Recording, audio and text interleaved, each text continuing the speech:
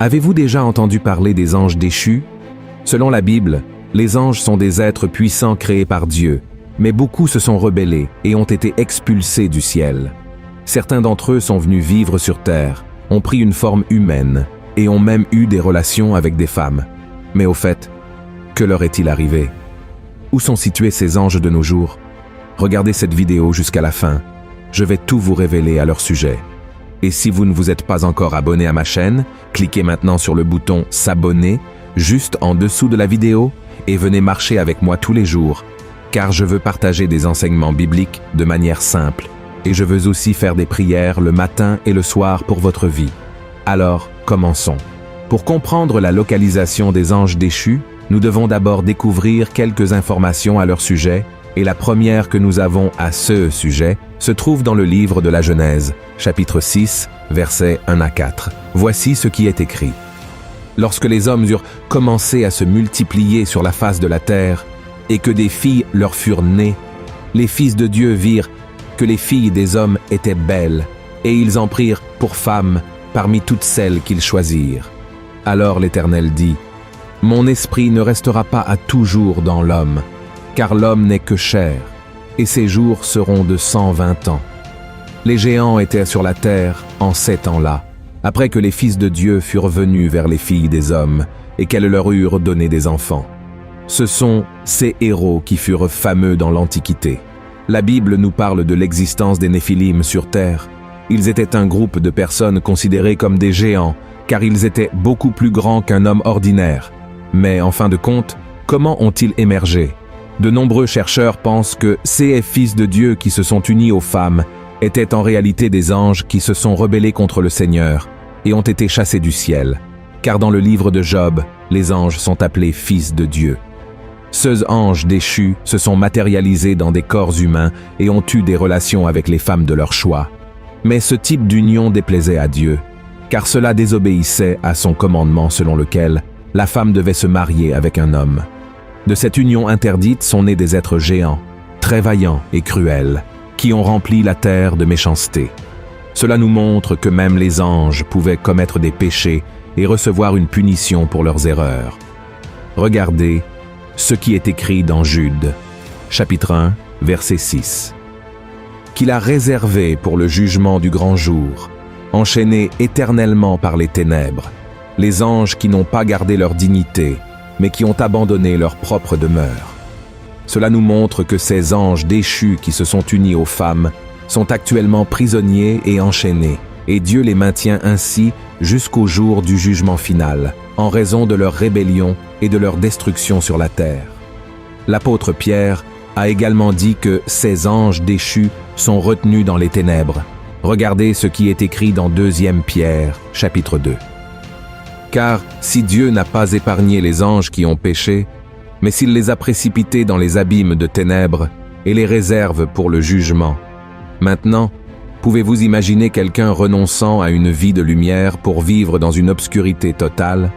Cela ne semble pas être un choix difficile à faire, n'est-ce pas? Car il est bien meilleur de vivre une vie de lumière. Cependant, de nombreuses personnes préfèrent parfois vivre une vie de péché et de désobéissance envers Dieu, oubliant qu'elles renoncent à une vie éternelle pour entrer dans l'abîme des ténèbres. Cela se produit parce que beaucoup ne prennent pas au sérieux la miséricorde du Seigneur. Dieu nous épargne chaque jour d'être jetés en prison. Il nous montre le chemin pour revenir à lui, mais malheureusement, beaucoup préfèrent se rebeller contre lui et contre sa parole, et comme nous le savons déjà, cela ne finira pas bien. La Bible dit dans Jean, chapitre 3, verset 19, que la lumière est venue dans le monde, et cette lumière, c'est Jésus, mais les hommes ont aimé les ténèbres plutôt que la lumière, car leurs œuvres étaient mauvaises, et ils n'ont pas voulu se repentir. Alors, frères et sœurs, que cela nous serve d'avertissement à tous, amen, et en plus de ces anges maléfiques qui sont actuellement emprisonnés, il y a aussi les autres anges qui se sont rebellés contre Dieu aux côtés de Lucifer, et ils ont été chassés du ciel. Voyez ce que dit la Bible. Te voilà tombé du ciel, astre brillant, fils de l'aurore. Tu es abattu à terre, toi, le vainqueur des nations. Tu disais en ton cœur, je monterai au ciel, j'élèverai mon trône au-dessus des étoiles de Dieu, je m'assiérai sur la montagne de l'assemblée, à l'extrémité du septentrion. Je monterai sur le sommet des nues, Je serai semblable au Très-Haut. Lucifer était un ange de lumière, mais il a péché en laissant l'orgueil dominer son cœur et en désirant être plus grand que Dieu. Ainsi, il est devenu Satan, ce qui signifie adversaire. Dans le livre d'Ézéchiel, chapitre 28, la Bible affirme qu'on a trouvé la méchanceté et la violence dans son cœur, nous montrant que même les anges avaient le libre arbitre et la sagesse. Mais ils ont choisi de ne pas écouter Dieu et ont cédé à l'orgueil, se rebellant contre lui. La Bible affirme que Satan a réussi à diriger un tiers des anges célestes, mais ils ont été expulsés et jetés sur la terre, devenant des anges déchus. Maintenant, où sont-ils? Dans le livre d'Éphésiens, nous trouvons la réponse. Lisons ce qui est écrit.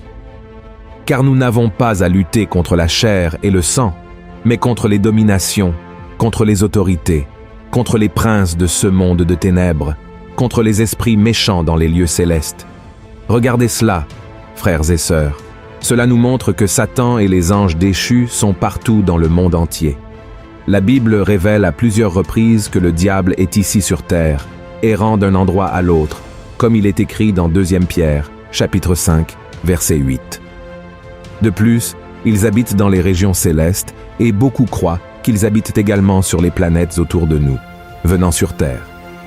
Ceux démons qui habitent dans les régions célestes lancent des flèches enflammées contre nous et dans nos pensées, en plus d'essayer d'empêcher les bénédictions de nous parvenir par le biais des anges.